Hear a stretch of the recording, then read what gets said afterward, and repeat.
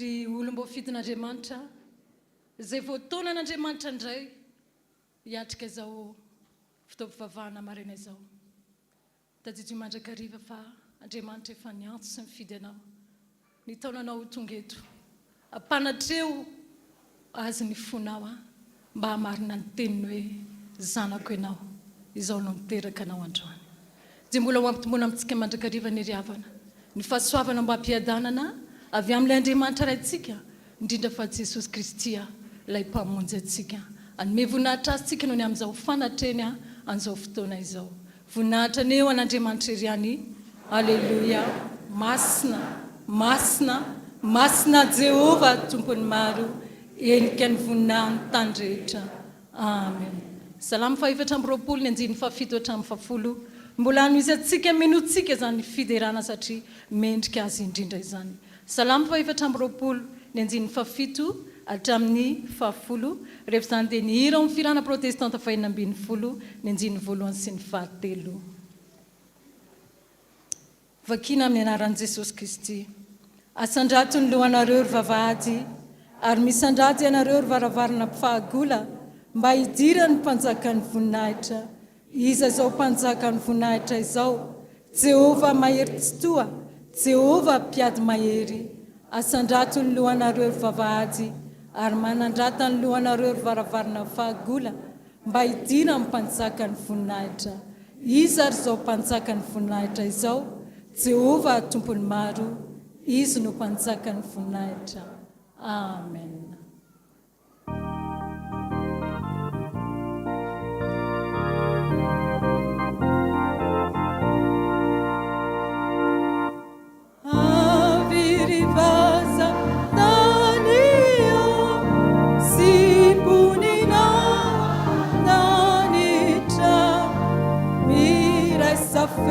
Gamira, ni fa na vuta de ibe.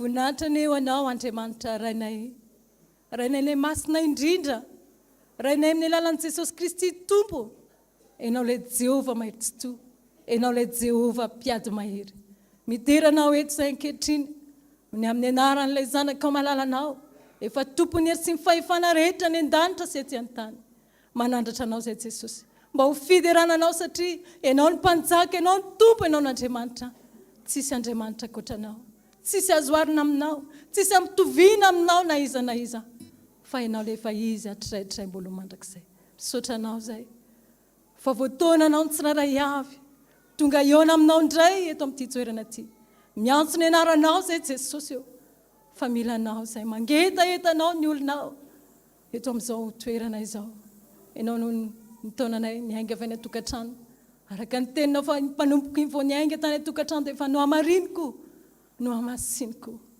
no tendreko ho fitondrako ny anarako Jesosy eo izay izao no tonga manoloana ny famirapirantanao sy ny voninahitrao izay izao mitsangana manoloana ny fahalehibiazanao izay ilay tsy mendrika ankehitriny kanefa kosa Tompo nisaotranao izay satria mbola nindrafonao ny tsarovanao nitahinao anay namonjenao anay nirovanao anay na tamin'ny ratsy rehetra ary izany ny fifalianay eona aminao ankehitriny ka matoky sy mino izay fa ho feno fanatrehinao indray izao fotoana izao dia hideranao izay Tompo tsy hankalazanao dia nome voninahitra anao tsy mba mendrika akory tsy mba tahaka ny fomba ny olo-masina any an-danitra any tahaka ny serafima sy ny kerobima isan'andro isan'andro andro aman'alina tsy mitsahatra miteranao eny fa na ny anjely masinao azy vao manonona ny anaranao dia manarona ny tavany amin'ny elany Jesosy eo tsy inona moa izay nao mangina ao anay inona moa izay Tompo no atsiarovanao anay kanefa kosa tomponay dia tsy tahaka ny fomba ny any an-danitra ary miraondraona tahaka ny ranomasimbe mitalakotrokotroka tahaka ny varatra ny fiderana amasino ny vavanay rehetra Jesosy mba hindrana ny fomba ny lanitra na dia sombony any aza raha izy fa vokatry ny fonay rehetra manao hoe masina masina masina Jehova tompony maro anke ny voninahiny ny tany rehetra petraka amin'ny fiangonana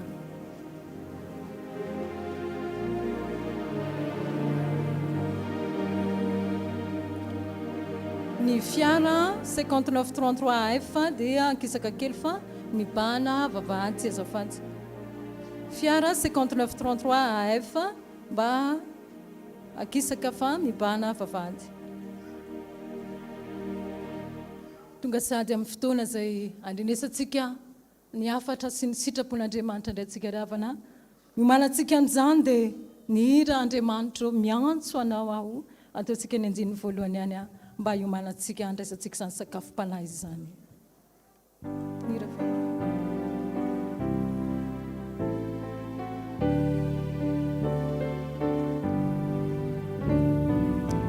Andriamanitra Andriamanitra miantso anao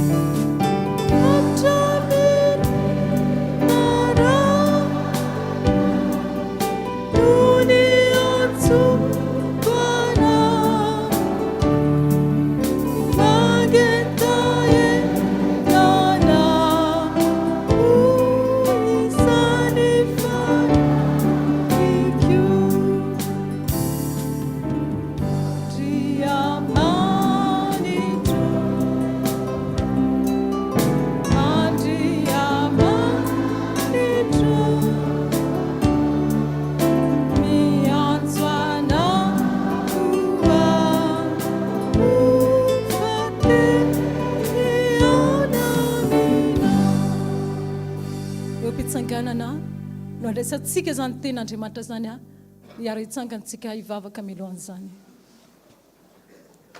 izany tokoa Jesosy no miantso ny anaranao zahay fa te eona aminao amin'ny alalan'ny teninao indray. Manana hafatra ho an'ny olona rehetra ianao Jesosy androany, araka ny teny izay nomenao. Olombelona tsy mendrika izay.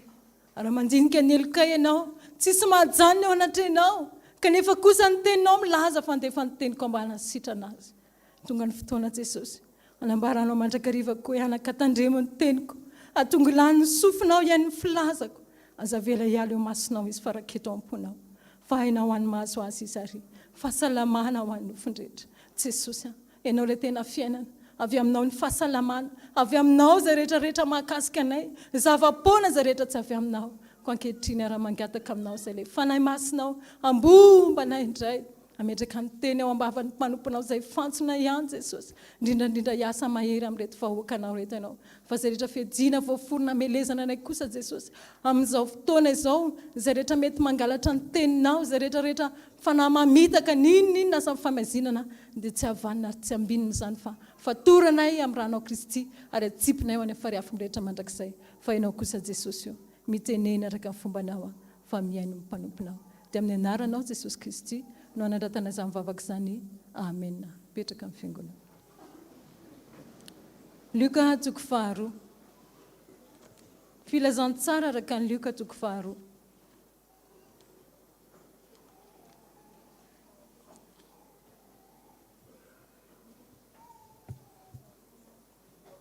Jeny anjin'ny 4 hatramin'ny anjin'ny 9 no vakiana ho antsika.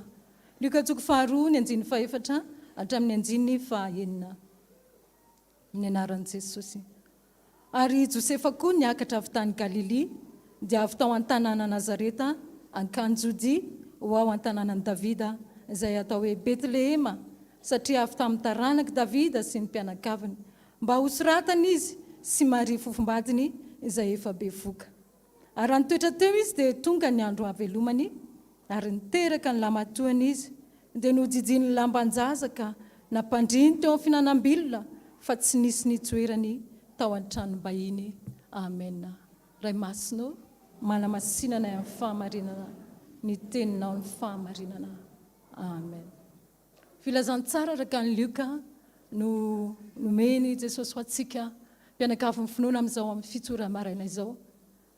Voalohany indrindra aloha dia raha manjinika ny ity boky izay nosoratan'ny Luka ity tsika dia azo jerena tsotsotra satria maro ny tantarany. Luka izay jentilisa fahiny no niova fo, ary dia izay no tsy nampandripandry ny ainy satria maro ny jiosy sy ny jentilisa izay tsy mahafantatra be dia be nikasika an'i Jesosy. Fa dia ohatrany hoe feony re sy izay rehetra mijoro vavolombelona nahita maso. Dia tao anatin'izay no nanimbany fanahy masina ny Luka, izay olona nahita fianarana ary dokotera mihitsy ary izy araka ny voalaza, dia nanoratra ity boky filazantsara araka ny Luka ity, izay ny mpanjinika koa nahita fa anisan'ny boky lava indrindra tao amin'ny testamenta vaovao. Tsy ilay tokony jerena fa raha ny toko voalohany fotsiny dia misy anjininy 20 izany voasoratra Luka, ary tamin'ny atsipiriany mihitsy no nitantarany fotsiny na dia momba an'i Jesosy ary hatrany amin'ny fahaterahany. Tsy dia nilazany izany ny maro hatramin'ny fahazazany sy ny fahavelomany, ny zavatra nataony sy ny asa nataony hatramin'izy niakatra ho any an-danitra. Zavatra anankiray izay tiako ho amarinina hoe mba hatsapahantsika ny entanantsika sady hamaky an'izany filazantsara araka ny Luka izany, fa anisany hoe ho an'ny mpamaky boky izao dia tena tia mihitsy satria tsara rindra mihitsy, voarafitra tsara na ny fehezanteny sy ny teny ara tena hoe mipetraka tsara amin'ny mahita hoe ianao hoe tena mpahay-tantara mihitsy ny olona manoratra an'izany filazantsara araka ny Luka izany.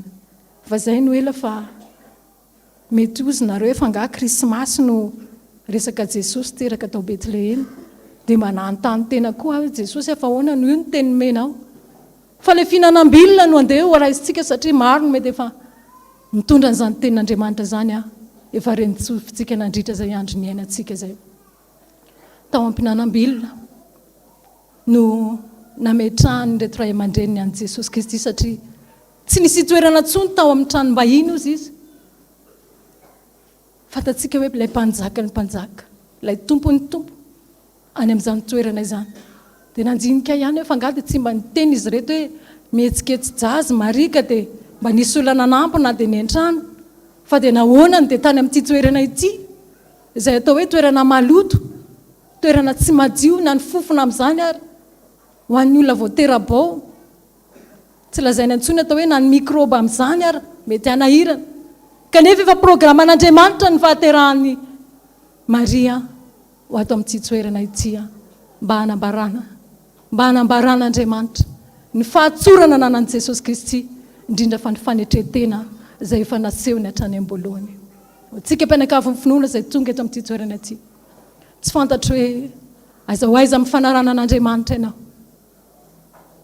Firy taona izay nanarahanao an' Jesosy Kristy, mba efa mba nanananao ve izany fanetretena zany, izay nisan'ny sarotra indrindra satria mety hoe mora ampitenenana ozy izy ny teny malagasy fa tsy mora izany. Kanefa zavatra azo angatahantsika tsara amin'Andriamanitra. Ary ny zavatra rehetra tompoko, raha tena hoe manara-dian'i Kristy ianao, dia mila mankatoa azy aloha voalohany indrindra. Manaiky an'i Jesosy ianao, dia mankatoa ny tenin'Andriamanitra ihany koa. Ary ny olona mankatoa an'Andriamanitra sy mankatoa ny teniny dia tsy maintsy fanetretena. Izany ny anisan'ny lara-pahamehana ny amin'ny fanarana an'Andriamanitra. Zava-poana na anananao ary zao rehetrarehetra zao, kanefa tsy misy mifanetretena. Tsinitsinina eo anatrehan'Andriamanitra izany. Andeha mba hianarantsika izany.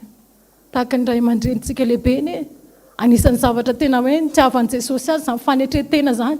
Raha namaky ny boky ianareo sy ny tantara rehetrarehetra mikasika ny dada, izany ary tsapako aloha ankehitriny mino fa mandrakizay tsy hiala amin'izany fanetretena izany. Raha tena tsapanao fa tena zanany ianao, mba manahafa e, aoka mba tsy ho zaza sary tompoko, ka ny tianao atao ihany no ataonao, ny sitraponao ihany ny sitraponao. Fa jereo raha mandinika ny dada ianareo fa firy taona moa izy io zao nefa ohatrantsika indray ary no antitra melo azy. Izany zava-dehibe izany anandratan'Andriamanitra ny olona manetritena. Ary andehantsika haka tenin'Andriamanitra mba hanamarinantsika hoe inona tokoa no azo avy amin'izany fanetretena izany.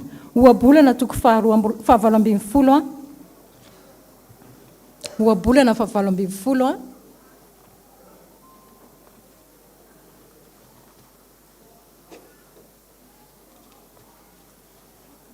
Dinanjiny faharoambin'ny folo tapany B. Ohabolana 18:12b amin'ny anaran'i Jesosy hoe fa ny fanetretena kosa mialohan'ny voninahitra. Indraindray mihazakazaka tsika tian'izany hoe te-hanana voninahitra izany, kanefa tsinitsinina izany. Voninahitra mety omeny Satana ihany, voninahitra avy aty amin'izao tontolo izao ihany, raha ianao manambomboatra an'izany. Fa mialohavan'izany aloha fanetretena mba hanananao raha tianao hanana izany voninahitra izany ianao. Tahaka izany koa ny ohabolana faharoa amby roapolo ambadika kely ao, dia ny andininy fahaefatra.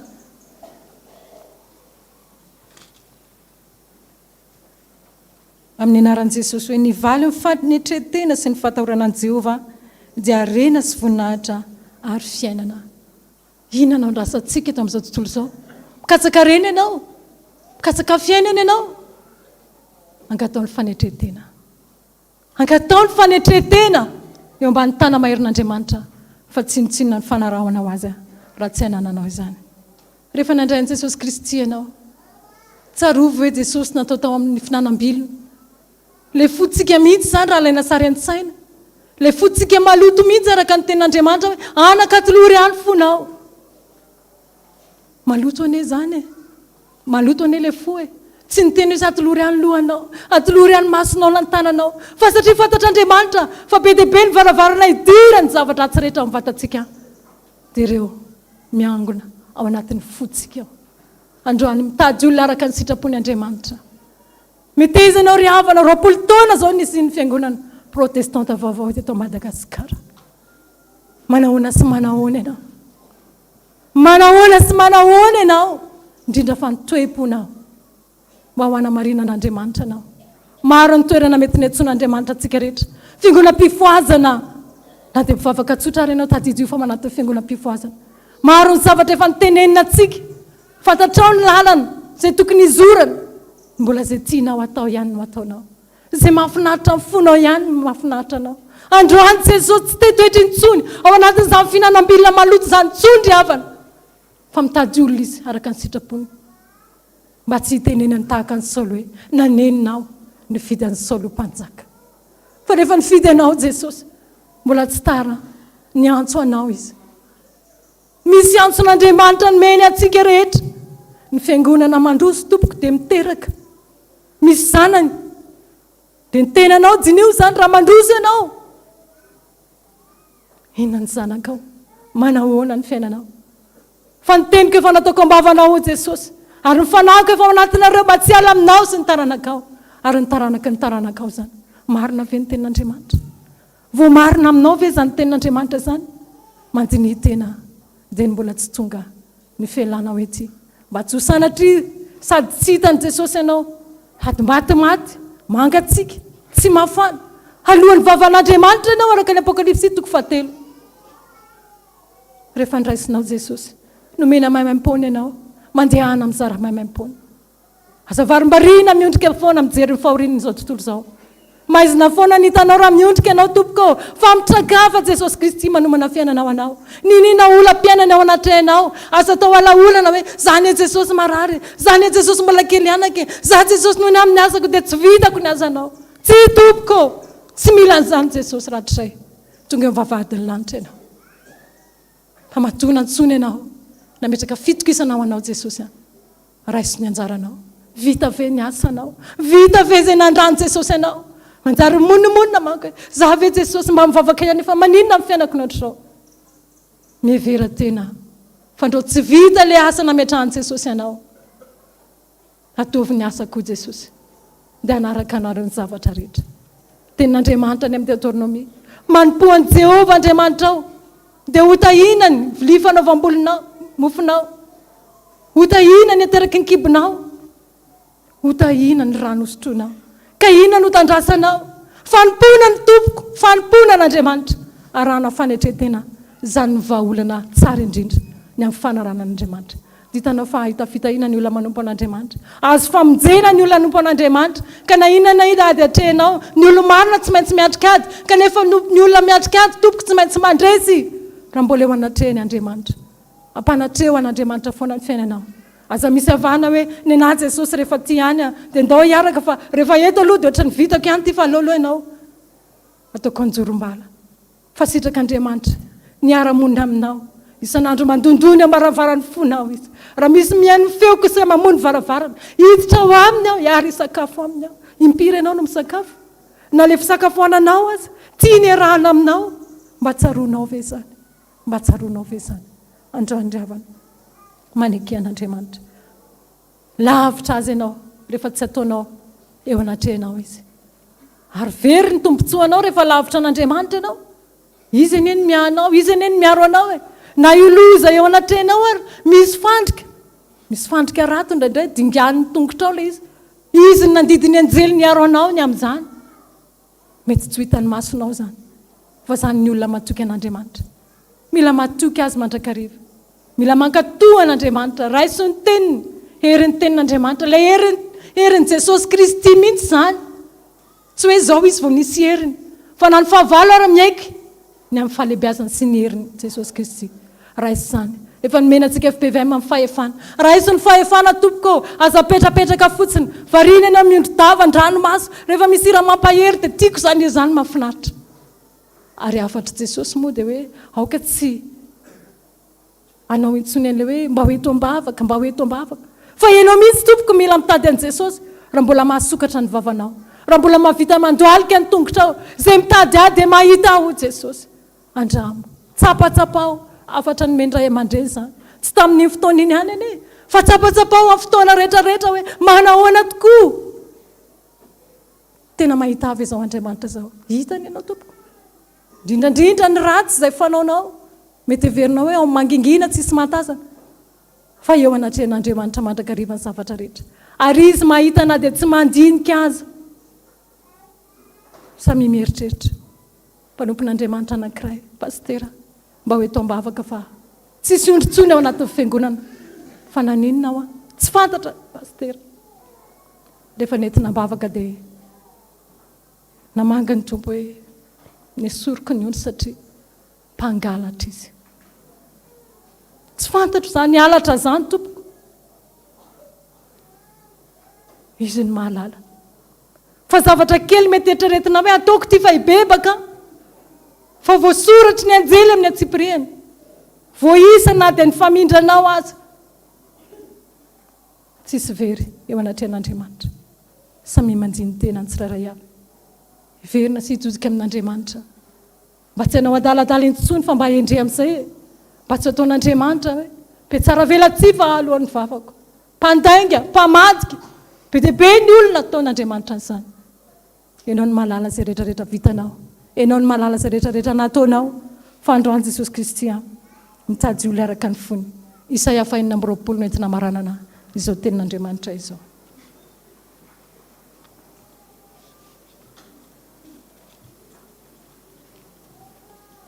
Isaia 4:20 dia ny 9:10 tapany B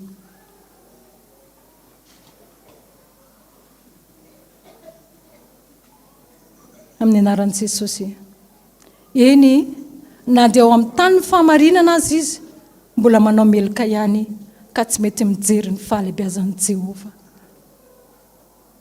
eto amin'ny FPVM atompoko io tany ny fahamarinana izay lazain'ny tenin'Andriamanitra io mbola mahavita manao meloka ihany tsy mijery ny fahalebiazan'i Jehovah be dia be nkeny mankatahaka ny fombantsika izao ndray mipaikady amen'i Jesosy izany rany Jesosy izany sao be dia be ny olona mampiasa an'izany fa tsika mianahana fotsiny indraindray aizao aiza ianao e fa maninona ny variana fotsiny mienahena mila amin'izay amin'ny toerana izay hitanao fa tsy mahomby io mifindra fa Jesosy ty ambombanao araka ny teny mandrakariva hoe aza matahotra na mivadi-po fa indro ambanareo mandrakariva ambaraba tonga ny fahataperan'izao tontolo izao fijoroana vavolombelona anankiray ry havana tamin'ity taona ity dia narary ny zanakay anankiray dia tsy fantatra moa fa tsy fantatra hoe ohatry ny ankizy ny akamaroany tratran'iny aretina mandringana iny dia asa natafiditra tao anatin'izany ty zaza ity satria marary ny lohako neny ozy mangatsika dia nangovitra dia namena ihany moa ny fampidinana fanana sy ny ohatrany dia naniraka n'ilay mpanampy aho hoe jerijero ihany hoa izy dia miorano matetitetika satria moa ianao miasa sao dia misy zavatra tadiavina satria tsy nitsangana teo ampandriana ntsony izy izany tamin'ny fotoana narariany dia kanjo tonga tapoka tao an-trano aho izay ataoko hoe fa lalan'i Jesosy mihitsy niazakazaka avany ny mpanampy dia niteny hoe asafanty pastera fa ohatry ny hafahafa ozy izy ny zanakao dia taitra sady saika tsy nazaka aloha ny lohaliko satria hafahafa be iny ny tsy filazany dia rehefa nijery tao amin'ny efitra fandriny zaza efa sepotra be tena sepotra zany no hitako nefa zaza 12 taona zany tena sepotra zany fisefony ary tena efa aingana be poaziko izy tairiko tsy maheno intsony tanany efa mikaikona ny tongony efa minjitra be mangatsika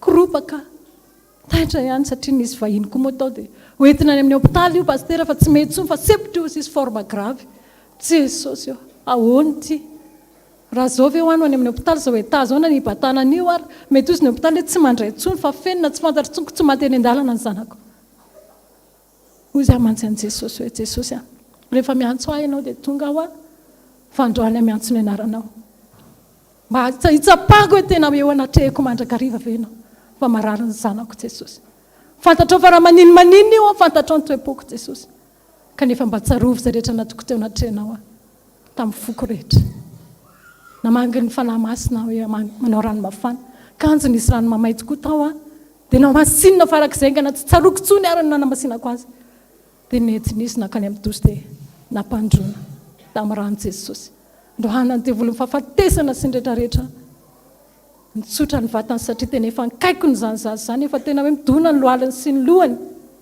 dia nitsotra ny vatany vao nandeha ny rano Jesosy dia niantso io izay neny azoko ny haiko izay vao hitako neny ozy fa mifeoany neny eniko fotsiny fa teo neny tsy hitako mijanona ilay sepotra zany ry havana zany eny ilay toromarika ameny Jesosy any FPVM zany ilay zavatra ataon'i Jesosy any FPVM ho maninona ny tsy mba maneho fitiavana azy ianao hoe maninona ny tsy mba valianao soa zavatra ataon'i Jesosy ianao fa leonao ihany mivilivily any amin'izay tianao atao famonjena ny olona famonjena fanahin'olona ny tadiavan'i Jesosy aminao matoky azy fa Jesosy tsika toko tena akaiky, tena mora raisina, tena miaino ho an'izay rehetra tena miantsoraka aminy.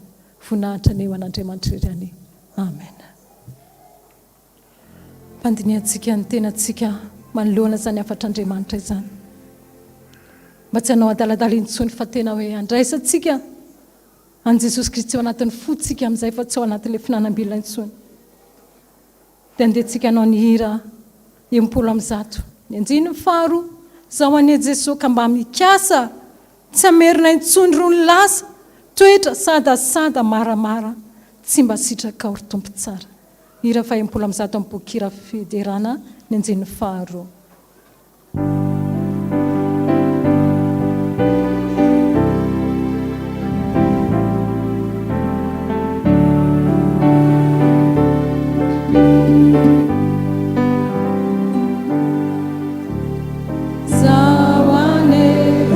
Mba mikasa,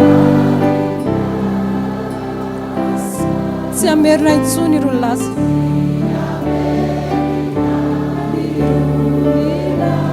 toetra sadasada maramara,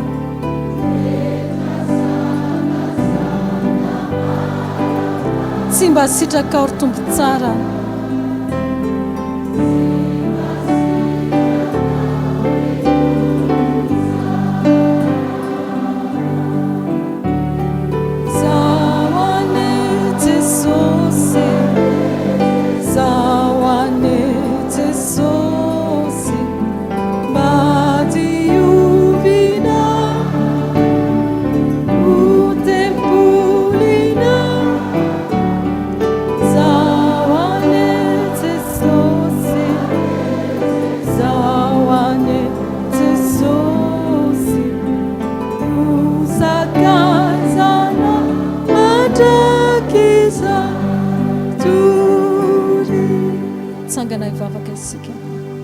Samy mitondra ny tenany eo anatrehan'Andriamanitra fa tadidio ry havana fa raha mbola misy ny fahotana mampiafina ny tavany Jesosy aminao dia tsy miaino anao izy, hivavaka isika.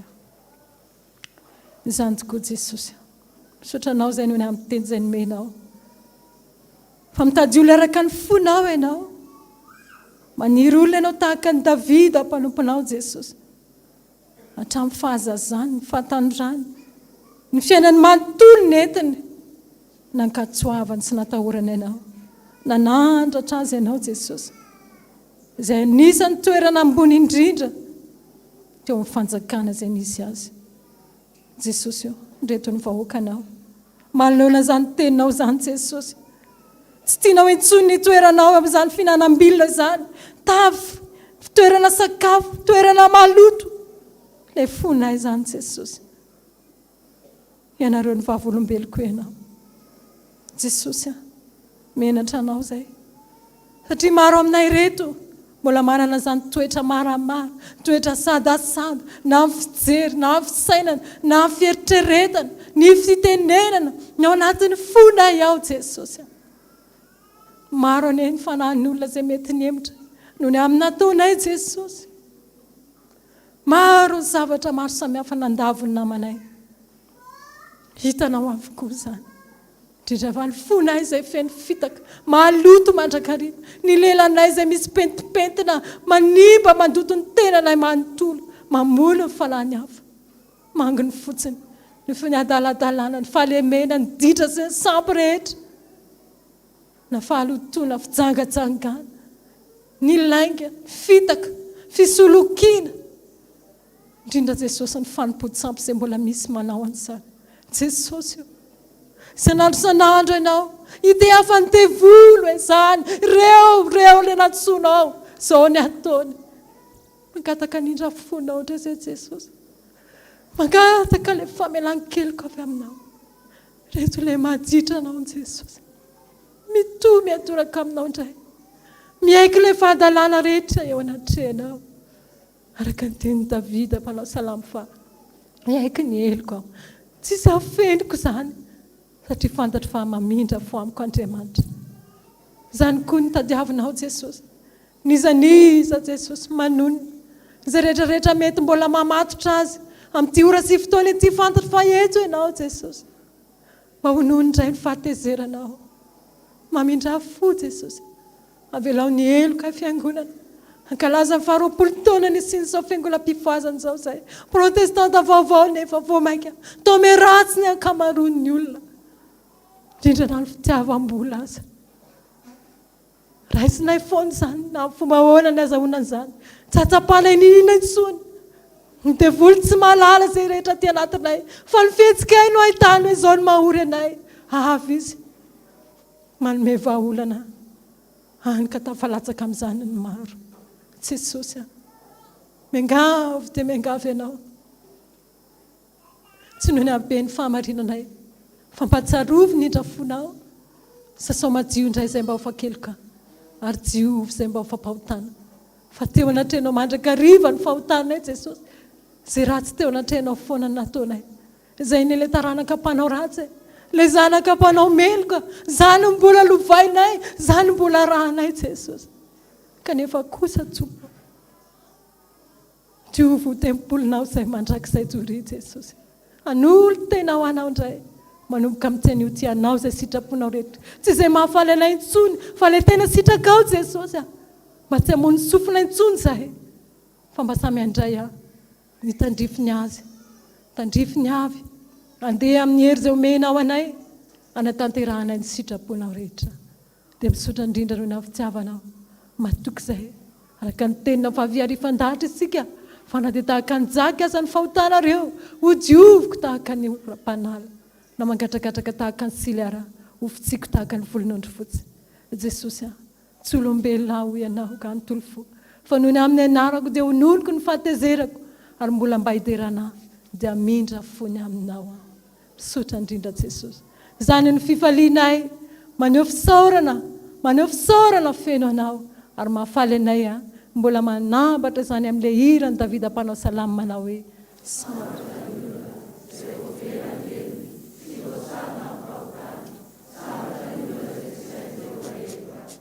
tsy misy fitaka amin'ny fanahy. Mino an'Andriamanitra raisoa mpanao lanitra sy ny tany aho. Ary mino an' Jesosy Kristy zanan'ilay tokana tompontsika. Izay nitorotoroana tamin'ny fanahy masina. Niteraky Maria Virtsy. Nijalana napaka Pontio Pilato. Nombona tamin'ny hazo fijaliana. Matsika nalehiny. Nidina tany amin'ny fiainatsika. Tsangana tamin'ny maty tamin'ny andro fahatelo. Niakatra ho any an-danitra. Nipetraka kavan'Andriamanitra raitsoa. Avy any hoe viny tsara velona sy maty. Mino ny fanahy masina. Fiangonana masina manerana izao tontolo izao. Fiambonan'ny olona masina. Ny famelan-keloka. Fitsangana ny tenany maty. Ary ny fiainana mandrakizay. Aoka ny foko sy ny fonao hiara hitempo tena iray 737 endritsika ny olo tena ho an'Andriamanitra indray.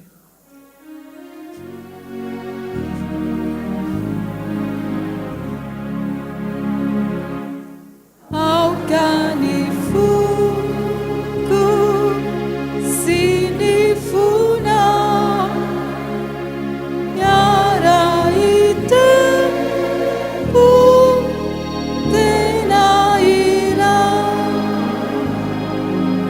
Aoka ny saiko sy ny sainao iray safidy mandrakizao. Sesao malalo pamoji soa indronia aiko raisoana velokano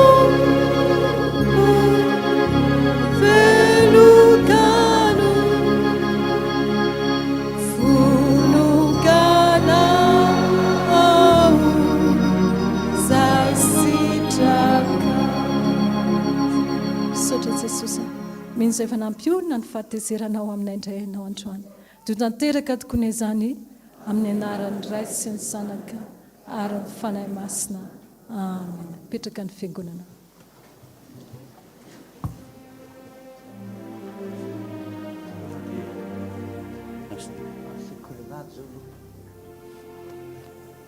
eny ry havana miarahabantsika rehetrarehetra indray a mahazo miangona soma tsara noho ny fitahin'Andriamanitra velona soma tsara araraka ny renareo fa miamihena 5 sisa manerana ny Madagasikara ny coronavirus tena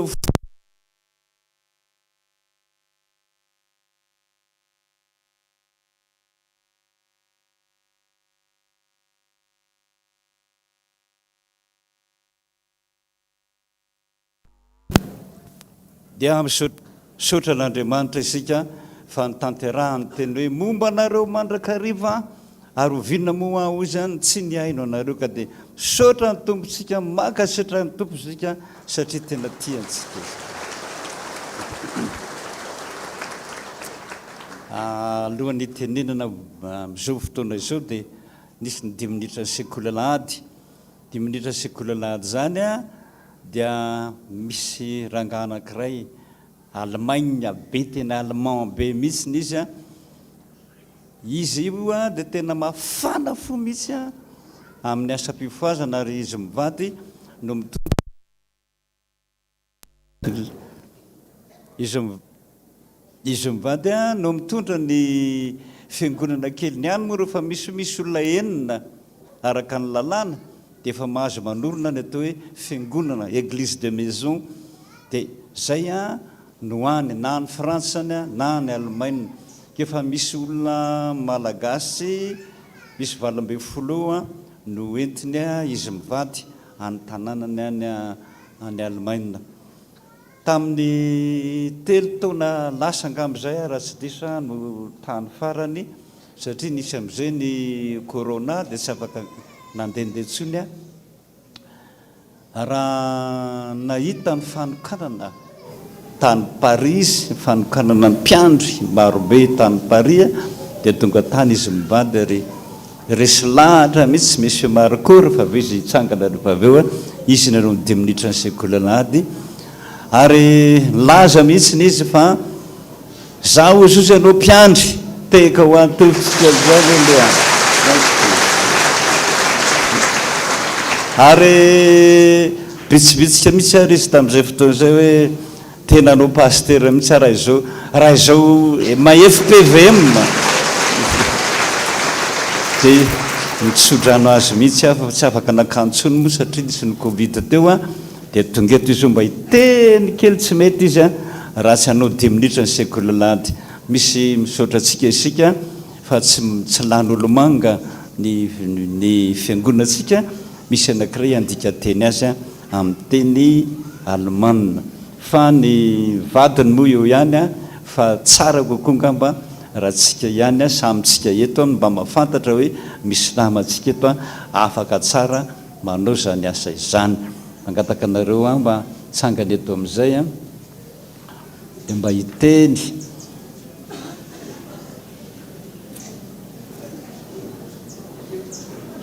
dia tsy mahazatra azy mantsy ny tsika manala kiraro atsika io mbola tsy misy an'izany andry dia ianao madama mba ilazalaza aminy any hoe efa aizanao zao mba fa manohy ny asam-piandry ve sa ahoana ndasy kely elo azafady zay lava sy foy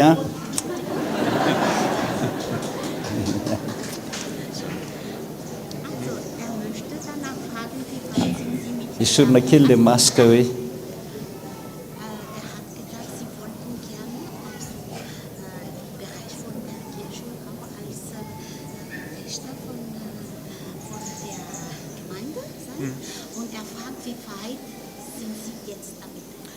Ja, ich ziehe das durchaus in Betracht, aber ich möchte, bevor ich das mache, möchte ich erst noch die madagassische Sprache noch viel besser sprechen, als ich das bis jetzt tue, und dann würde ich mich dazu auch entscheiden, das zu tun.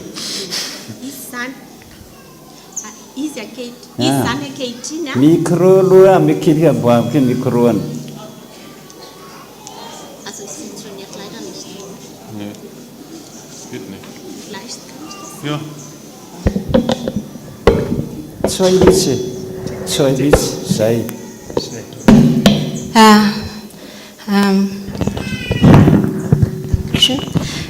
Tena tapa-kevitra anao an'ilay asa hono izy dia efa vonona be fa mialohany anaovany an'ilay asa dia maniry aloha izy ny anatra tsara ny teny malagasy afehy tsara.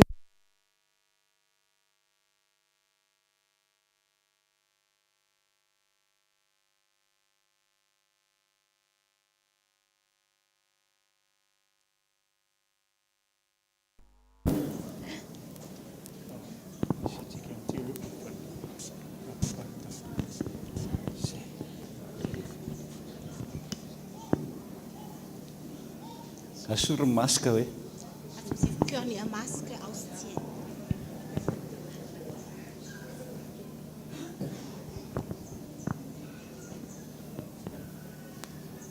Zay e, dia miarahaba azy ny vahoaka rehetrarehetra satria mbola mafana fofo izy io mianatra hoe mpiandry.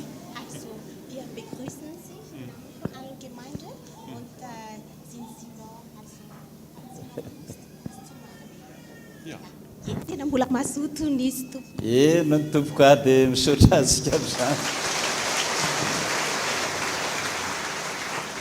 Lasa amin'izay a dia mahazo miteny amin'izay ianao a 10 minitra sekoly Alahady. Okay. Ich versuche mal. So. So.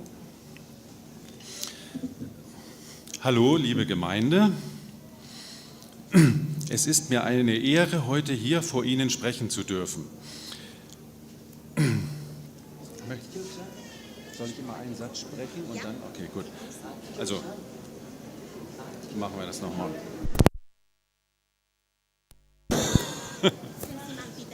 Ja, ich mache das nochmal. Okay. Sauter.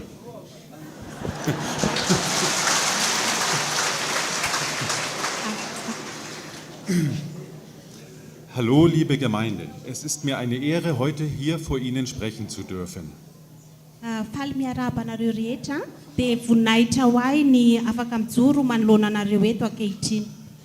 Ein herzliches Danke an den großen Pastor, der das ermöglicht hat und den ich persönlich auch sehr schätze. Dankeschön. Dia voalohany indrindra mialohan'ny zavatra rehetra dia manolotra fisaorana lehibe ho an'ny pastera hono izy zany izay nahatanteraka sy nahalavorary izao fijoroany manoloana antsika rehetra eto izao. Mein kleines Madagassisch reicht leider noch nicht aus, hier in Madagassisch zu sprechen. Ich bitte das zu entschuldigen. Beim nächsten Mal wird es besser. Dia miala tsiny indrindra hono aminareo izy fa ny fahaizany teny malagasy izay mbola kely dia kely dia tsy ampy hoentiny iresahana amintsika eto androany fa ho hatsarainy hono izany amin'ny manaraka izany izy dia efa hiezaka hiteny malagasy amin'izay.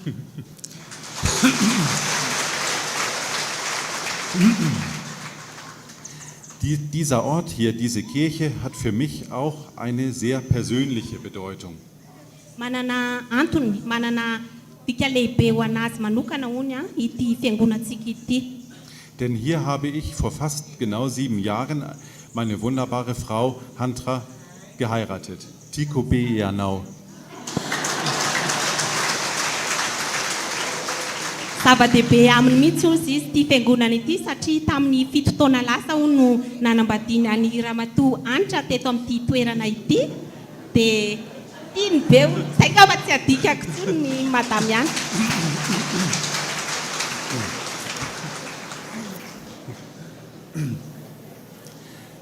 So, nun zu dem, was ich schon den etwas älteren Kindern mit auf ihrem Lebensweg geben möchte.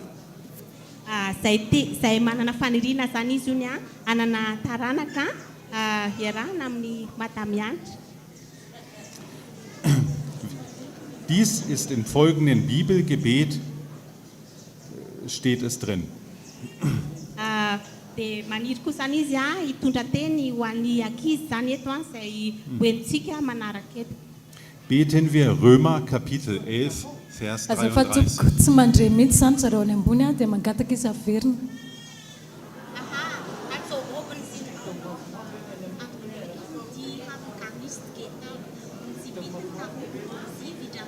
Le any ambony zany mba ahezana atao mafimafy za teto. Izy rehetrarehetra ve hoy ny averina hatramin'ny voalohany ve?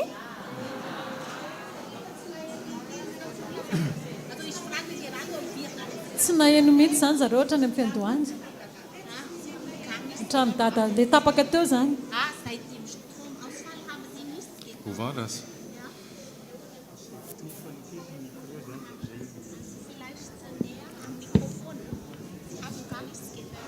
Also hier? Ja, besser.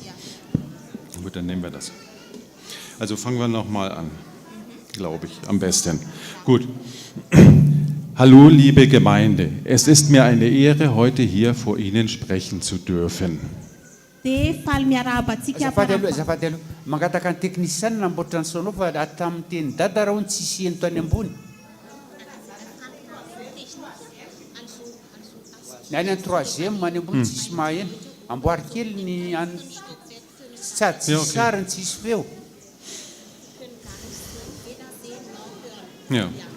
Ja, dann Pause. Also.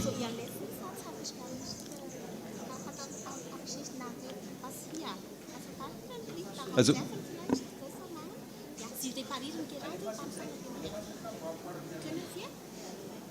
können wir schon? Also nochmal von vorne, ganz von vorne, oder?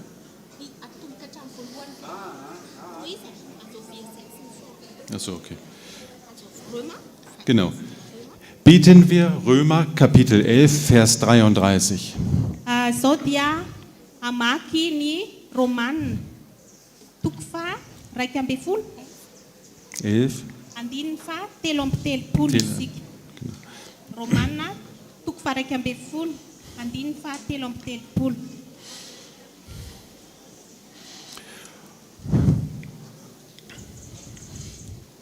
Oh, welch eine Tiefe des Reichtums, beides der Weisheit und der Erkenntnis Gottes.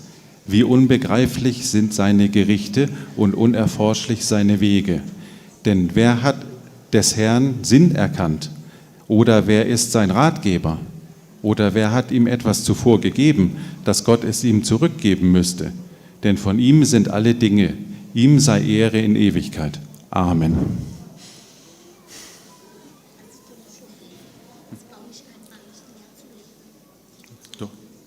Achso, okay, gut. Gut. So. Fragen stellen ist normal und wie ihr eben aus dem Bibeltext gehört habt oder gelesen habt, stellt auch die Bibel Fragen über Gott. Araka ny hitantsika zany dia mila mametraka fanontaniana isika na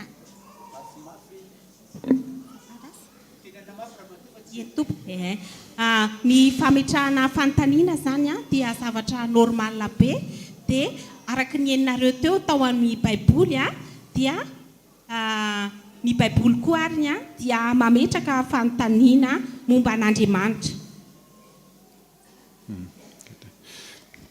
Wer etwas wissen möchte, stellt also Fragen. Und das ist auch gut und wichtig, Fragen zu stellen.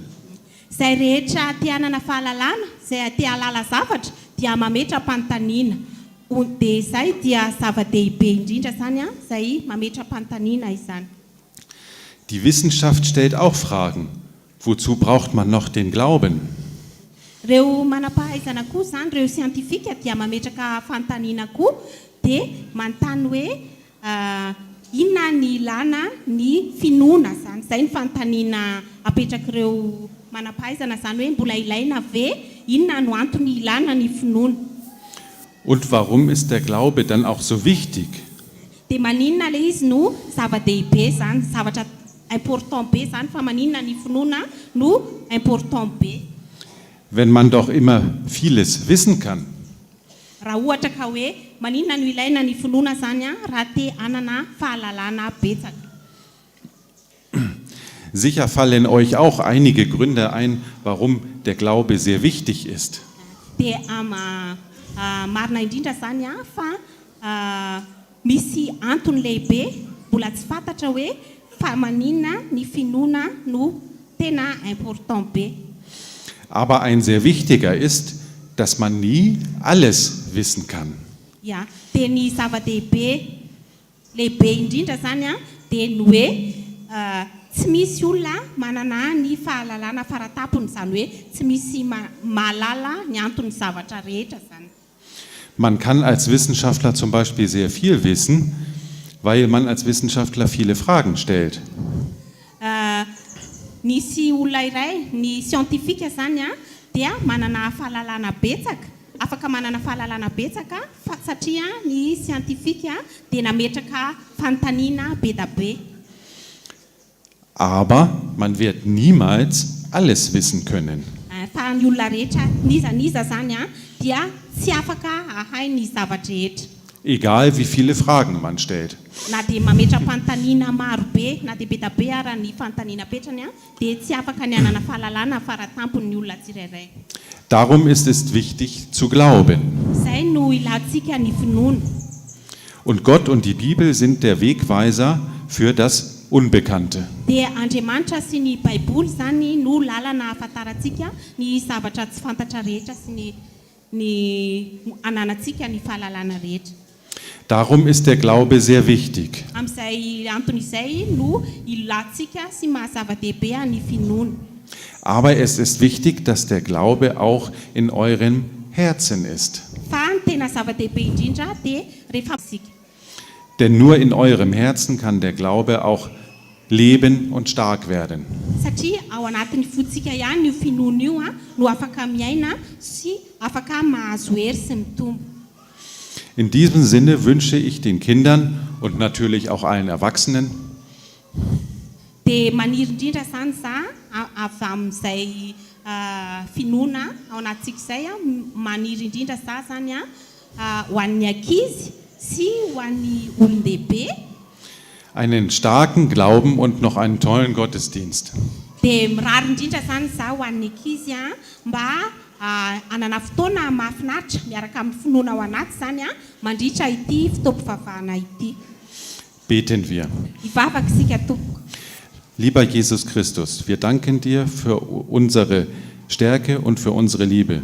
Wir danken dir, dass du uns den Weg zeigst. Erbarme dich uns und schenke uns Kraft und Gesundheit. Denn dein ist dein Reich und die Kraft und die Herrlichkeit in Ewigkeit. Amen. Hoadikako ilay vavaka nataony teo dia Jesosy Kristy misaotra anao zahay fa nomenao hery sy tanjaka ary indrindra nomenao fitiavana dia misaotra anao izahay fa izany nanoro anay ny lalana ianao afa amin'izany alalany finoana izany. Dia omeo hery ary izahay omeo fahasalamana satria anao ny hery sy ny tanjaka hatramin'ny taloha indrindra ka ho mandrakizay. Amen. Misaotra betsaka.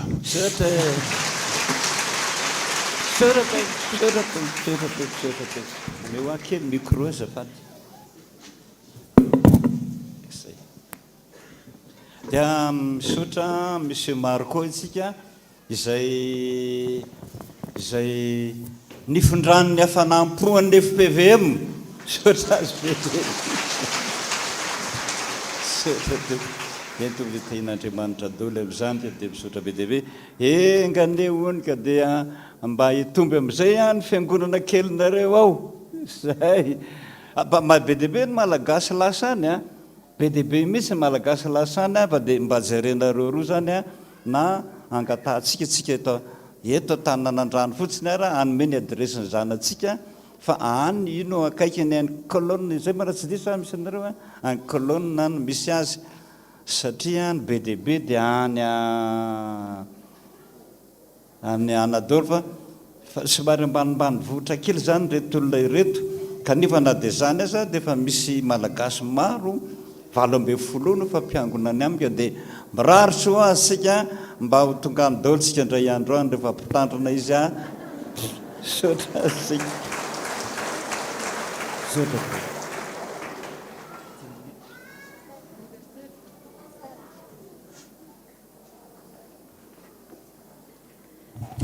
Tompoko dia tonga eo amin'ny famakiana fotoanany tsingeritaona nahaterahantsika androany dia arabaina laina soavana ny tompo ompanao izay ny teny ny anjely indramina iara-banantsika androany dia vakina amin'ny anaran'i jesosy andriamatoa isany sy ramatoa isany izay miisa 530 andriany menjana rivosoa Jean Erika 770 taona tamin'ny 17 martsa laingo malala randrena toandro 12 martsa randrena arsoma efarivo Mikael sy laingo malala randrena toandro tamin'ny 17 martsa andrianony Sabine Altina John Erika Rafara Sou Madeleine 12 taona tamin'ny 20 martsa randrena Arsoa Roland 20 martsa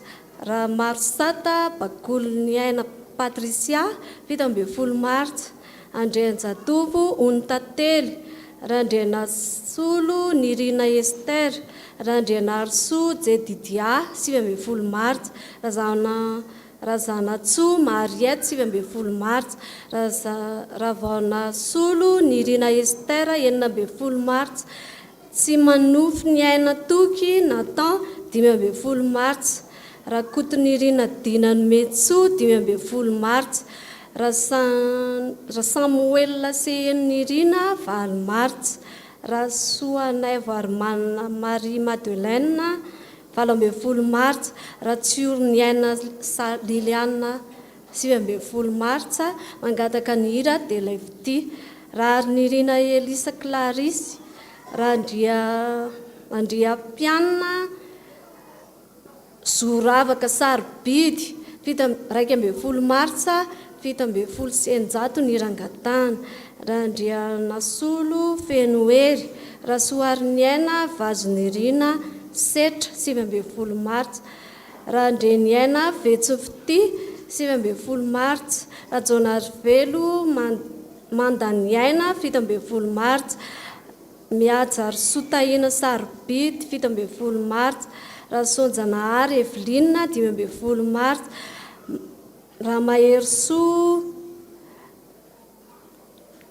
Coativon Felana Olivia 20 martsa Vololonirina Lalao 17 martsa Razana Taina Fanjasoa 17 martsa Razafinaivo Josoa 19 martsa Rahery Mamonjy Briand Fahasoavana Ezekia 20 martsa Ralay Armanana Hertina 12 martsa Ralay Armanana Mamtina 12 martsa Razafy Mahatratra Patrika 14 martsa ny cadeau izay omen'Andriamanitra atsika anio dia ny ao amin'ny bokin'i Isaia 70 ny andininy faraky amin'ny 30 Isaia 70 andininy faraky amin'ny 30 vakitsika amin'ny anaran'i Jesosy fa izay miandry an'i Jehova dia mandroso hery kosa elatra no ikarany tahaka amin'ny voromahery hiazakazaka izy nefa tsy ho sasatra andeha izy nefa tsy ho reraka sotra Jesosy amezantsika anazy dia ny hira le dela ifity no ataontsika andiny voalohany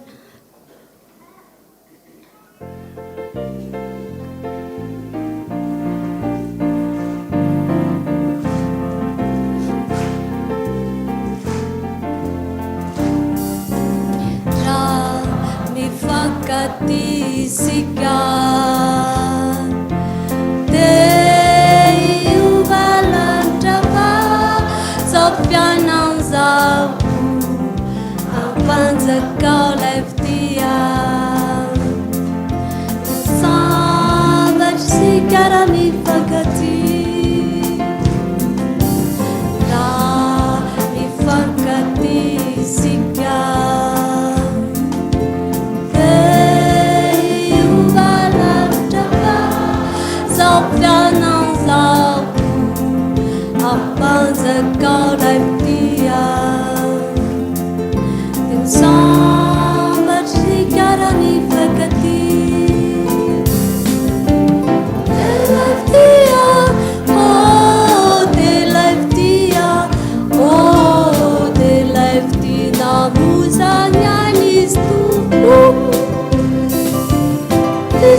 tia oh tisy tia oh afatsaina oniaino antiany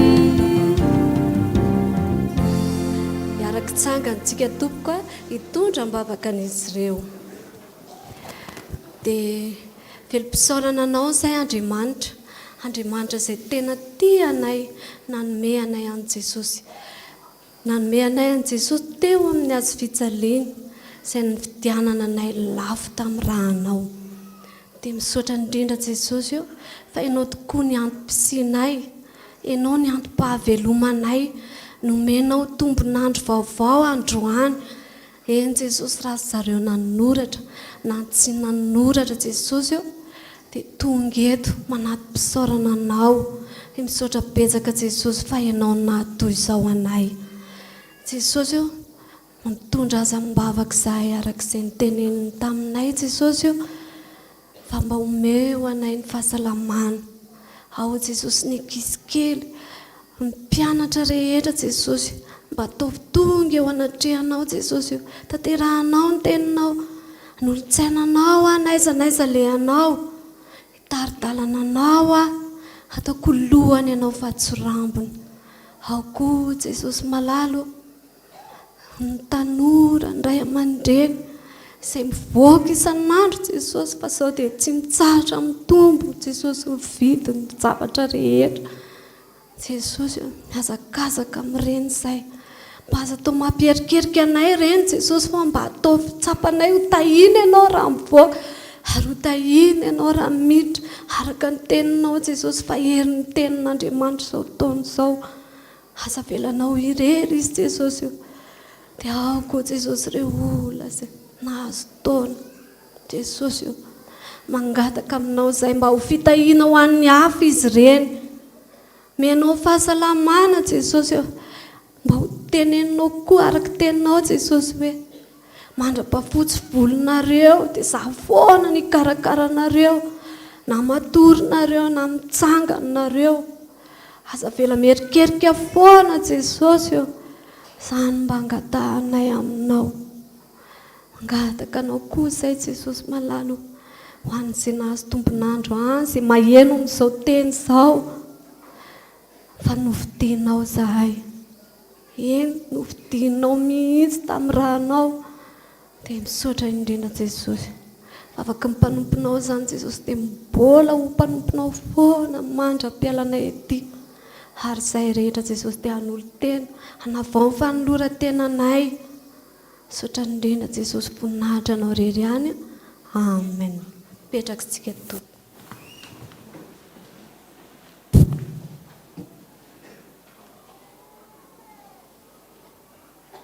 misy fandaminana kely tahaka zao ny androany mbola misy fifidianana diakonina moa androany eo amin'ny 7-7 no isany ka dia afa-poizitsika tahaka zao ny fotoana anao ny rakitsika zao vitsy zany rakitra zany dia atolotra ny rakitra dia atolotra ny tsodrana dia mipetraka dodododoly ny mpandray fanasan'ny tompo rehetrarehetrarehetra manana karipy fidianana faharoa mba afoifon'ny fotoana androany dia mba alefa amin'ny radio aloha resaka radio azy aloha parenthèse ny fitenenana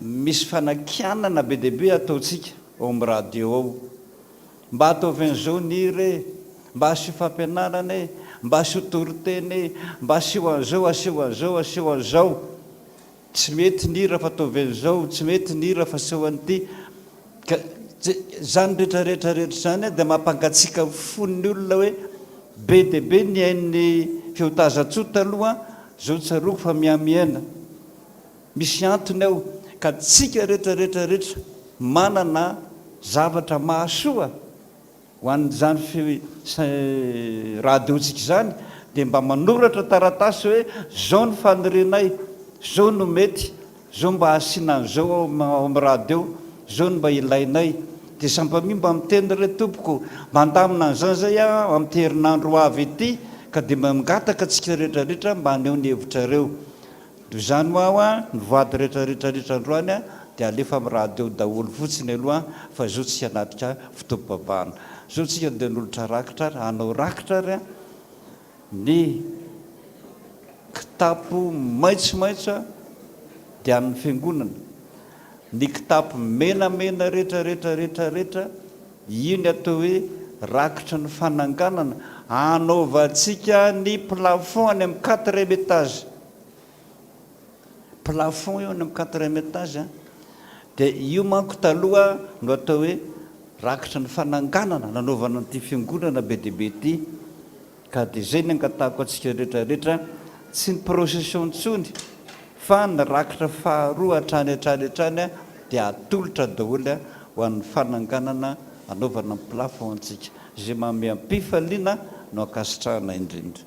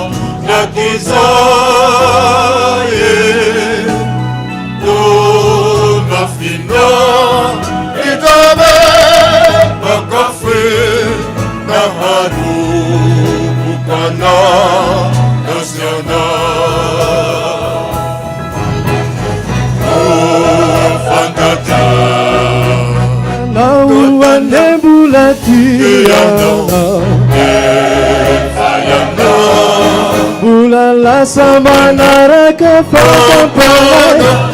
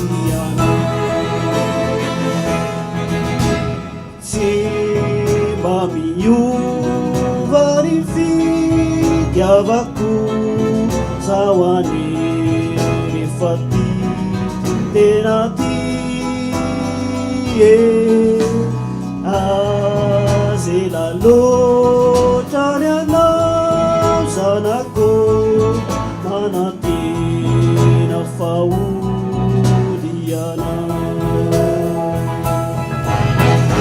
Terasiana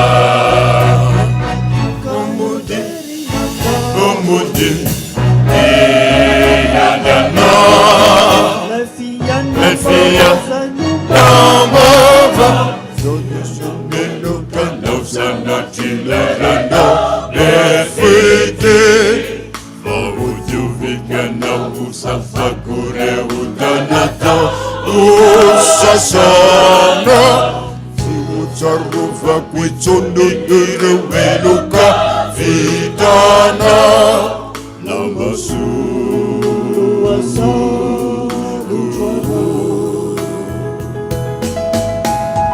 Teresiana Komudi Komudi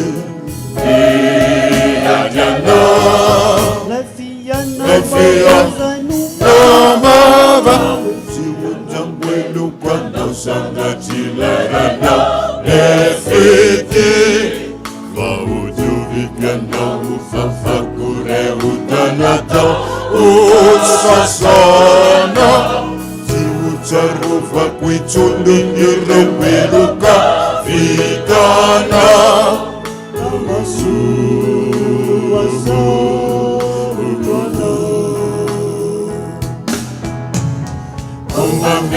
Sayana Umba yenu Buddhista Ulayana Wefiki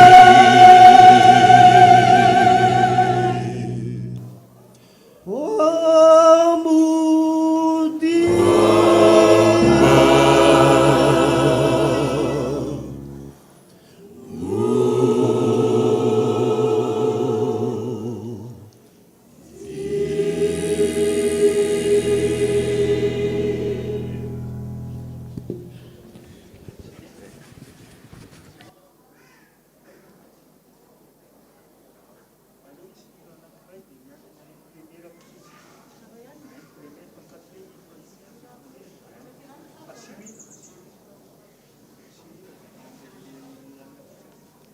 ira raiky amin'ny telopolo sy dimanjato etintsika manoy mba ho fiadrasantsika ny voady any amin'ny raiky ny 4e étage ira raiky amin'ny telopolo sy dimanjato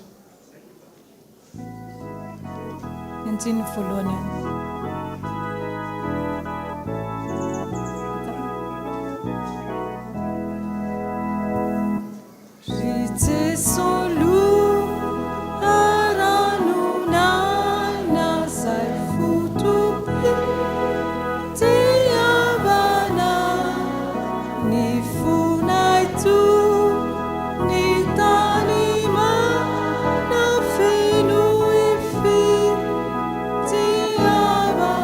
Aidinon tena haina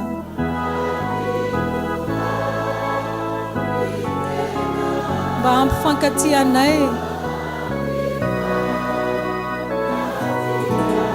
fandraho tonga verimaina ny fitiavanao anay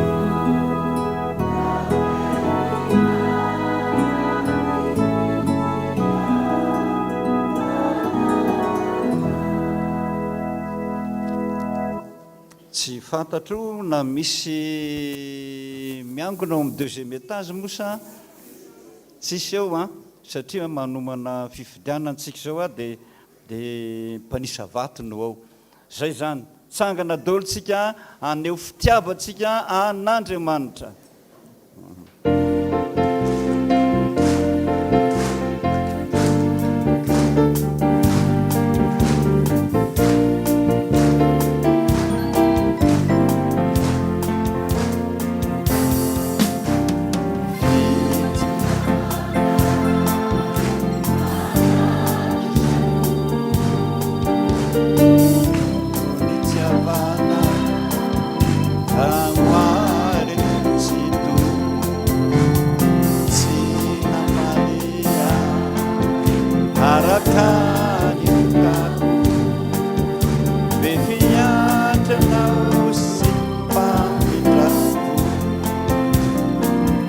lehibe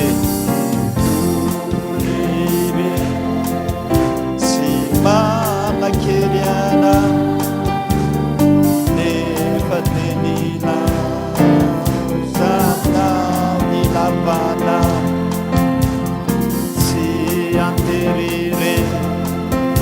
fa tena sitrapo no ny lanjanao misokako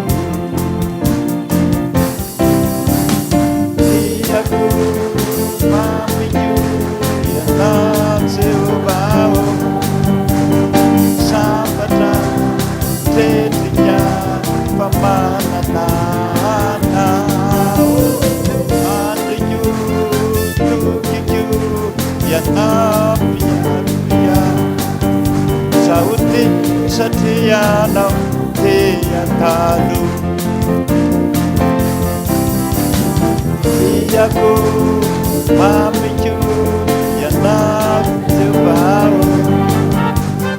sambatra tetika famanananao andriko tokiko ianao miaria zaho te satria anao te atalo zaho te satria anao te atalo te satria anao te atalo bisous.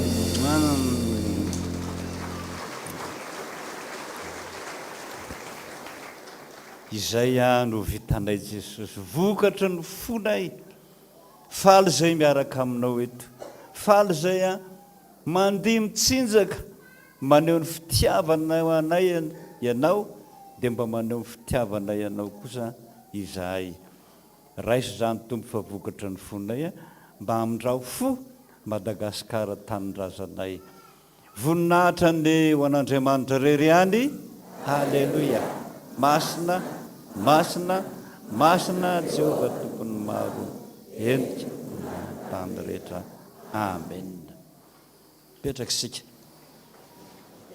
filazana vaovao zao tsotsotra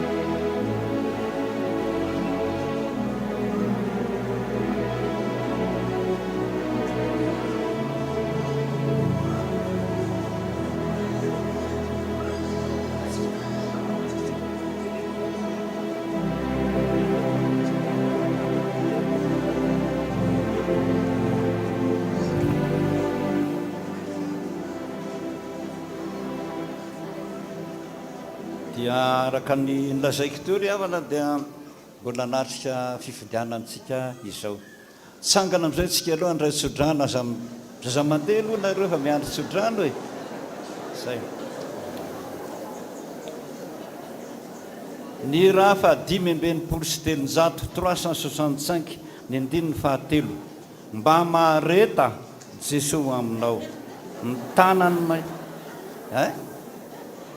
inany mesanareo 365 mba mahareta Jesosy aminao ny tanany mahery iambona aza malaky resy tohotra fa izy tsy mba hiala aminao dia mahatokia ny mpamela eloka aza kivy tsy ho faty anao a matoky an Jesosy a izy tsy mandao anao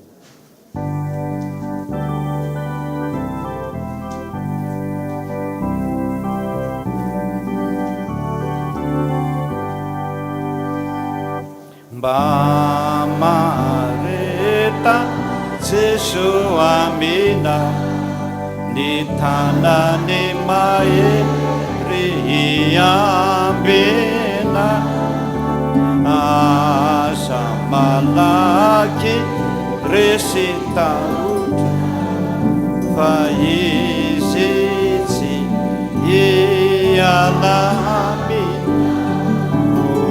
matokia ny mpamela eloka aza kivy tsy fatyana matokia re matokia re matokia Jesosy tsy mandao vavaka isika misaotra anao mankasitraka anao zay Jesosy tonga ny ara-mivavaka taminay teto nomem-boninahitra teto ny anaranao masina anarana mahery anarana azo itokina anarana mampino ny olona rehetra ary mitarika ny fony ny olona rehetra ho any amin'Andriamanitra ray nahafaly anao ny fiarahana taminao teto androany ka dia mangataka aminao a Jesosy alohan'ny isarahana eto araka ny iranay mampahery anay ianao hoe matokia any Jesosy tompo fa misy tanany mahery miambina anay ataovy zany Jesosy ataovy trotroy ny olona rehetra ampahirezy ny olona rehetra arovy amin'ny aretina rehetra ny olona rehetra mba ho tamana miona aminao sy miresaka aminao ankehitriny Jesosy fantatro daholo mivavaka efa nataon'ny olona marobe na ny voady indrindrindrindra na tsy nivakiana teto ary efa voarainao daholo voasoratra daholo tanterao Jesosy ny tenina hoe na dia mbola tsy miantso akory azy ianao a efa tonga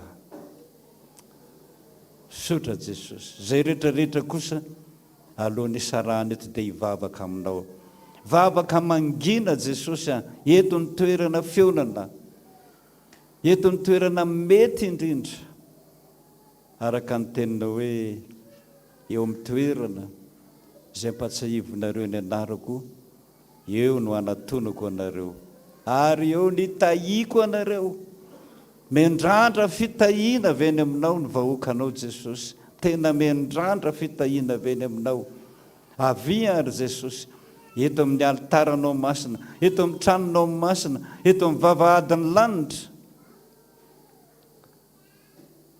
tanterao aminay ny tenina hoe inona ny tianao hataoko aminao dia ianoy ny vavaka Jesosy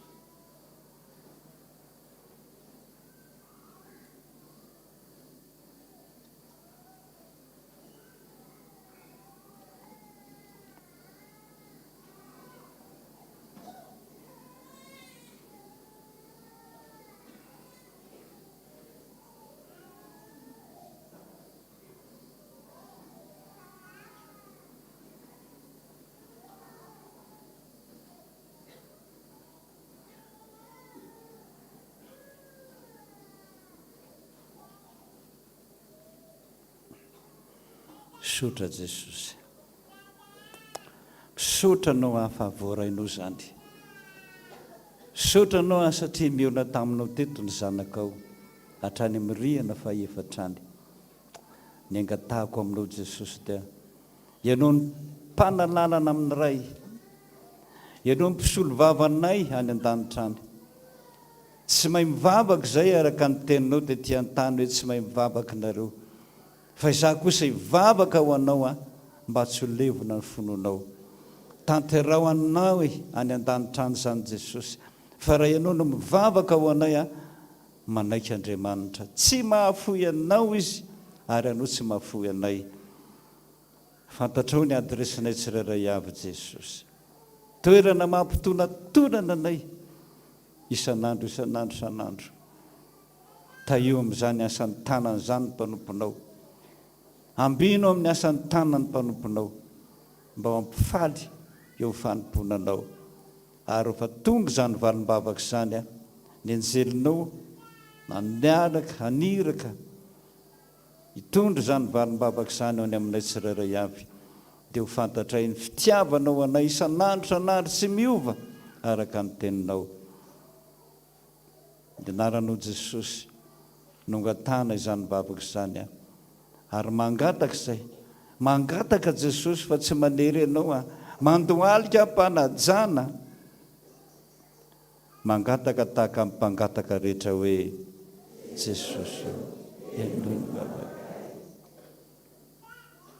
sotra Jesosy rainay izay ny an-danitra ho masinanay ny anaranao, ho tonga ny fanjakanao, atao anay ny sitraponao ety an-tany takanay ny an-danitra. Meonay anio ny anina sahazo ho anay ary mamela lemokay tahaka ny namelanay izay meloka taminay, ary aiza mitondra any amin'ny fakapanahy fa manafana amin'ny ratsy, anao ny fanjakana sy ny hery ary voninahitra mandrakizay. Amen. Raisonitsodrano. Ho Jehovah tompony maro aminao, zaho ny Jehovah Andriamanitrao, mitantana anao tamin'ny tanakavanan'ny fahamarinako, nanatsoahako anao teo fanandevozana tany Egipta. Mahery aho, mbola ombanao aho, tahaka ny nombako anareo hatramin'izay mbola ombako anao koa amin'ny ho avy rehetra, ka aza matahotra aza merikirika foana fa za rehefa tianao hatramin'ny farany. Sotra tompo, anao ny dera, anao ny aja, anao ny voninahitra mandrakizay. Amen. Jehovah o terainay mankalaza ainany anara, izao rehetra izao mananjana, faraina io mandraky izany, faraina io mandraky. Jehovah o terainay